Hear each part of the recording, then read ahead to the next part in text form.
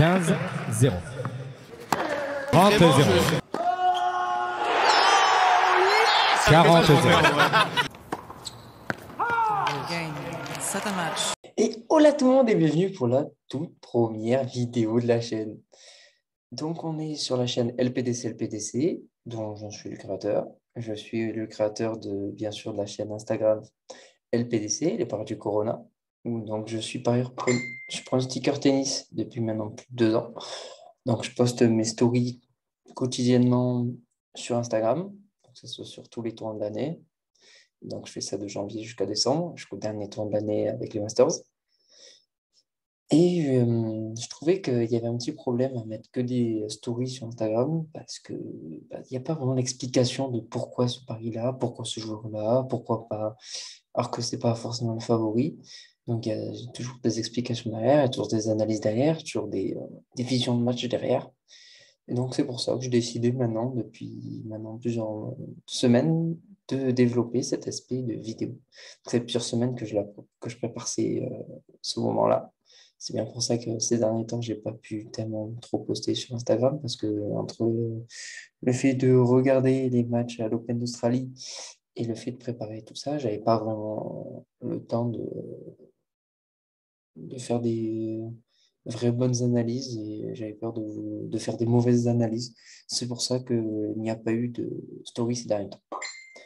Donc, au niveau de la vidéo, de comment ça va se dérouler, donc là, ça serait sur la chaîne, il y aura bien sûr des vidéos de ce genre-là. Donc, au niveau des vidéos de ce genre-là, je pense en faire assez régulièrement parce que il y a souvent des matchs de tennis, il y a souvent des matchs de tennis à analyser. Donc, c'est vraiment quelque chose que j'espère développer et faire ça régulièrement. Donc, au niveau des grands chelems, pourquoi ne pas faire ça quotidiennement? Au niveau des tournois ATP 250, 500 et Masters 1000, on verra bien au fur et à mesure de l'année, selon le temps que j'ai. Donc, il y aura ce genre de vidéo. Donc, je vais vous expliquer le principe juste après. Et il y aura aussi des vidéos sur le jeu vidéo. Je suis assez fan de FIFA. J'aime bien la Formule 1, donc j'ai un jeu de Formule 1 aussi, et j'ai Call of. Enfin, je suis dans le classique. Alors, au niveau de ces vidéos sur le tennis, donc avantage par ailleurs. Donc, bien sûr, aussi, il y aura aussi des vidéos sur d'autres compétitions telles que d'autres sports, notamment le foot.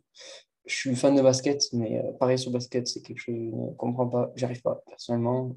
J'arrive de temps en temps, mais j'ai l'impression que c'est que des coups de chance parce que le coup d'après, c'est mort. Donc, il y aura principalement des vidéos de foot et de tennis. Et principalement de tennis parce que je suis vraiment un spécialiste de tennis.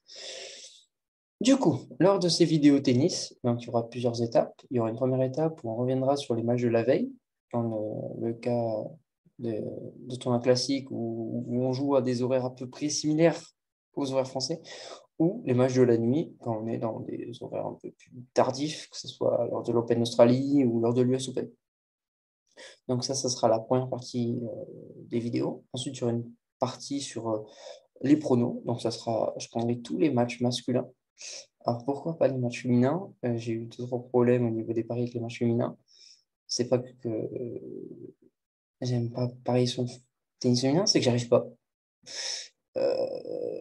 Même si de temps en temps, bien sûr, je vous conseillerais des paris féminins, notamment sur Party, qui a une valeur sûre sur le circuit de WTA. Elle est impressionnante. C'est le Novak Djokovic féminin. Et c'est une joueuse que j'adore. Mais sinon, franchement, je suis pas fan pour parier sur le tennis féminin. Il y a beaucoup trop d'incertitudes, beaucoup plus que sur le circuit masculin, je trouve. Et j'ai beaucoup plus de mal. Donc, je ferai des pronos sur tous les matchs masculins. Donc, bien sûr, s'il y a des matchs où je ne sais pas, où il y a des matchs où je trouve que c'est un peu bizarre de parier dessus, je vous conseillerais de ne pas parier dessus. Mais globalement, je ferai tous les matchs de la journée. Ce qu'on fera tout à l'heure. Et enfin, on fera le combo LPDC, qui résume à peu près les matchs que j'estime que c'est plus nécessaire de jouer dans la nuit ou dans la journée. Donc, voilà à peu près le principe. Maintenant que je vous ai expliqué le principe, place à la première vidéo, place au premier épisode d'Avantage Parieur. Introduction. Premier titre. Le gazon, il le mange. Match Team Canada. 2 sets to love. 7-6, 6-3. Afficher le sommaire, bien sûr. Donc, dans cette première partie, on va faire l'effet rétro. Effet rétro.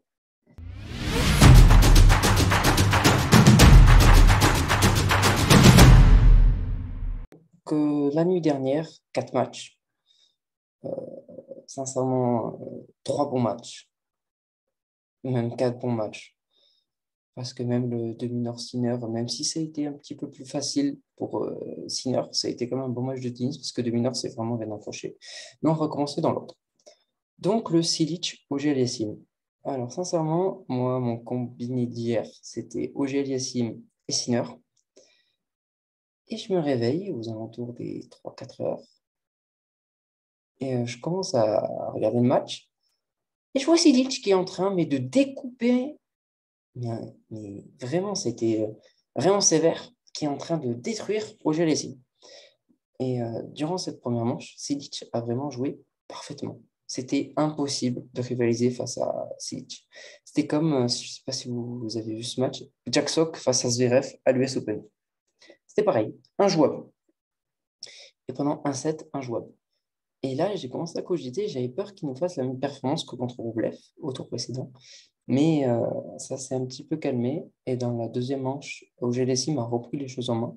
Même si ça a fait 7-6, il a eu de nombreuses balles de break qu'il n'a pas forcément converti, qu'il n'a clairement pas converti même. Et du coup, ça a fini au tie-break. Et au tie-break, il a clairement dominé son sujet au Aliassime. Il a remporté cette deuxième manche, qui l'a bien aidé et qui lui a donné un avantage. Puisque déjà, Silic commençait un petit peu à baisser en régime dans cette deuxième manche. Et il s'est vraiment écroulé dans la troisième manche avec un 6-2 encaissé. Et dans la quatrième manche, ça s'est un peu rééquilibré, mais Auger était vraiment plus fort. Il a eu de nombreuses balles de break qu'il n'a encore pas converti, mais ça s'est fini au tie-break. Une victoire en 4 manches de Jalessim et il est vraiment convaincant. Euh, ça, ça continue avec la l'ATP Cup où il a vraiment été bon, où il a vraiment eu des victoires de prestige, notamment contre Zverev ou encore contre Roberto Bautista Agut en finale de la l'ATP Cup. Et là, c'est vraiment la suite de son parcours. Il a eu un début de parcours assez compliqué. Mais là, ça va vraiment mieux et je trouve que c'est vraiment très intéressant. Ensuite, Medvedev-Crécy, un match assez bizarre où le comportement de Medvedev était vraiment pas terrible. Parce que, alors, première manche, pas de souci. Et à partir de la deuxième manche, il a commencé à se crisper.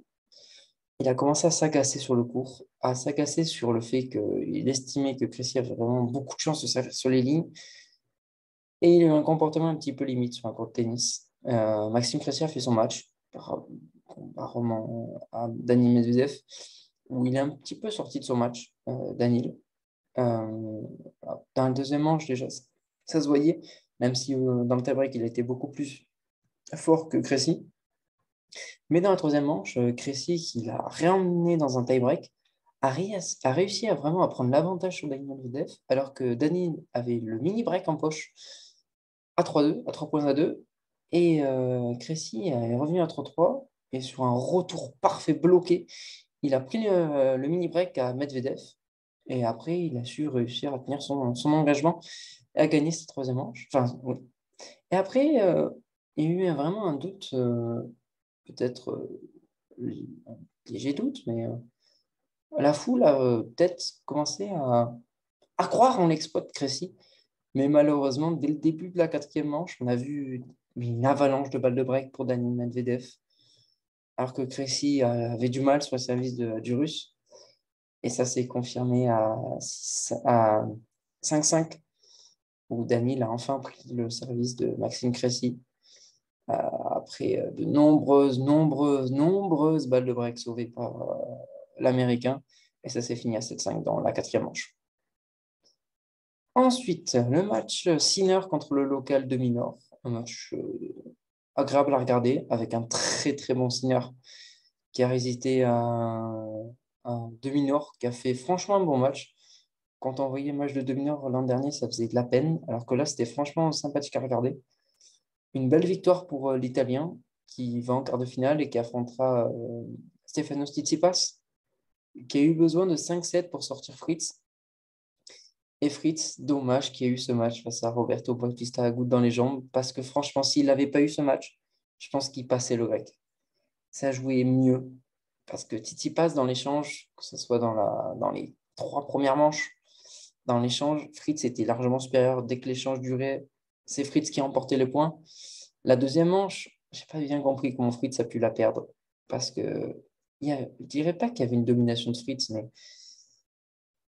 on sentait qu'il était quand même un petit peu au-dessus. Mais sur un jeu de service complètement raté, Tsitsipas prend le break à 5-4 et gagne cette seconde manche. Fritz a rétabli un petit peu les débats dans cette troisième manche. Et après, physiquement, ça a commencé à être beaucoup plus dur pour Fritz. Il a essayé de s'accrocher, c'était dur. Et franchement, on a vu un Tsitsipas vraiment valeureux et courageux sur ce match. Et une belle victoire pour Tsitsipas, même si on verra ça demain, dans la vidéo de demain, dans les pronos de demain. Je vois Sinner s'imposer. J'ai vu un petit peu les cotes et la cote à 1,63, franchement sympathique pour Sinner. Maintenant qu'on a fait un petit peu le tour des matchs de la veille, on fait les pronos pour demain. Pronos?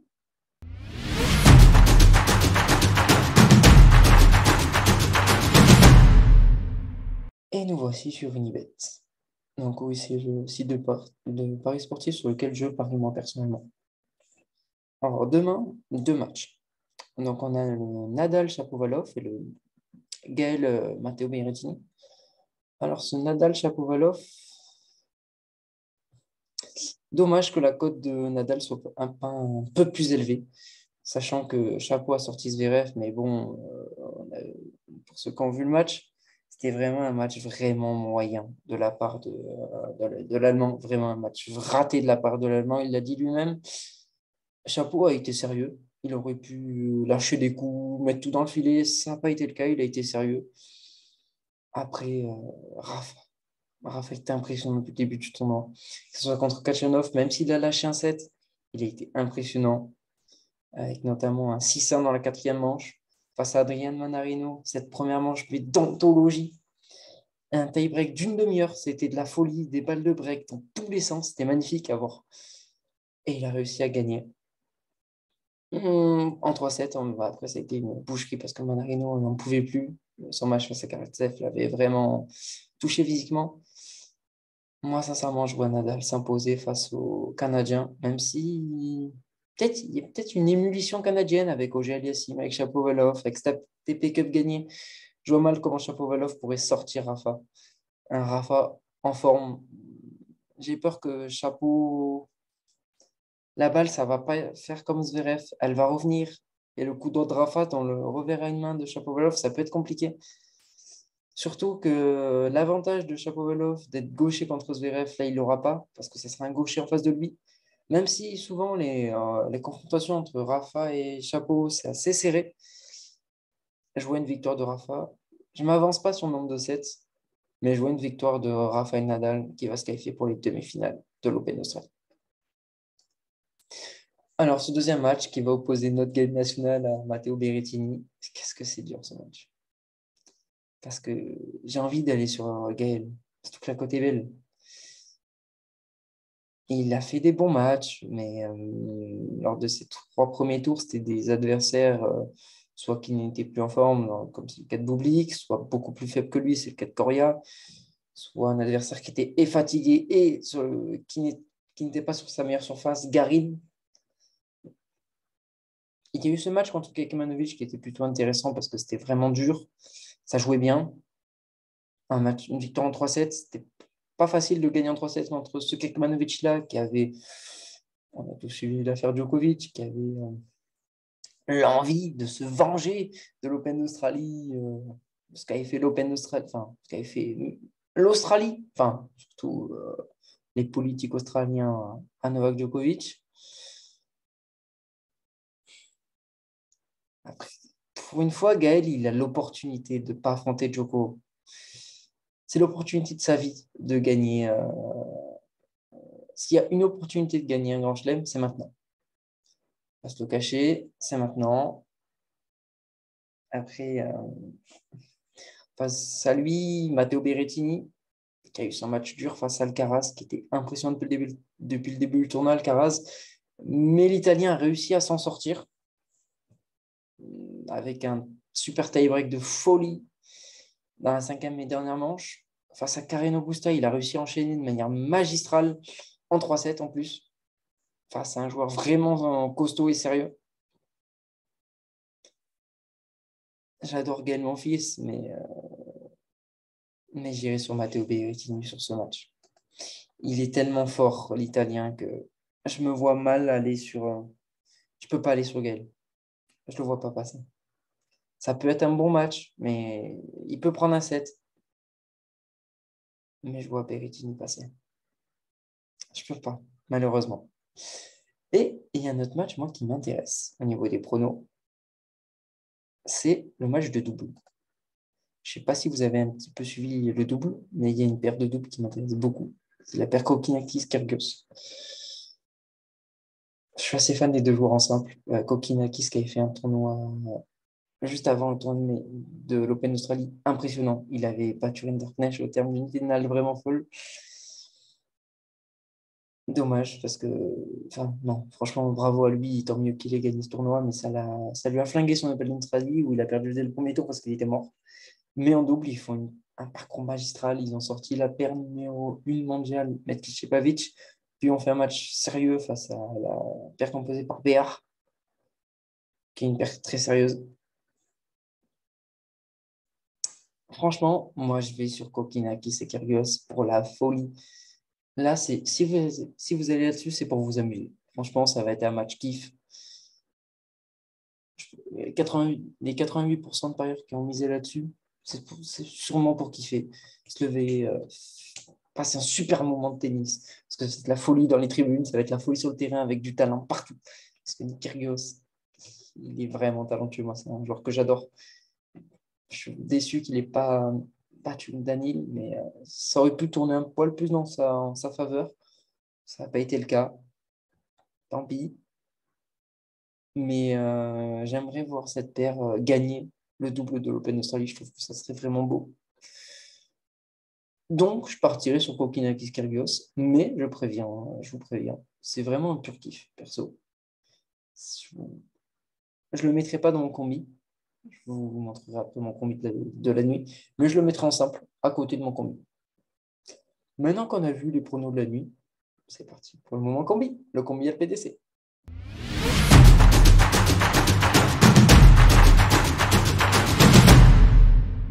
Pour ce combiné LPDC, on va faire simple. On va prendre les deux matchs de simple. On va prendre Rafa et Berrettini. C'est une cote à 2,12. Ce qui est intéressant. Je pense qu'elle va passer. Moi, je vais la jouer cette nuit.